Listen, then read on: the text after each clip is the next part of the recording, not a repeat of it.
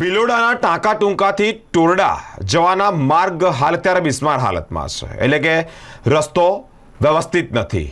ગ્રામજનોને ભય છે કે અકસ્માત થાય. મિત્રો, અહીંયાથી હજારો વાહનોની અવરજવર થતી હોય ત્યારે રસ્તો બિસ્માર હાલતમાં હોય ત્યારે ગ્રામજનો રોષે ભરાયા છે. તે લોકોની માંગ છે કે આ રસ્તા વહેલામાં વહેલી તકે સારો કરવામાં આવે, જેને લઈને વાહન ચાલકોને આવતા જતા જે તકલીફ પડી રહી છે તે તકલીફ ન પડે.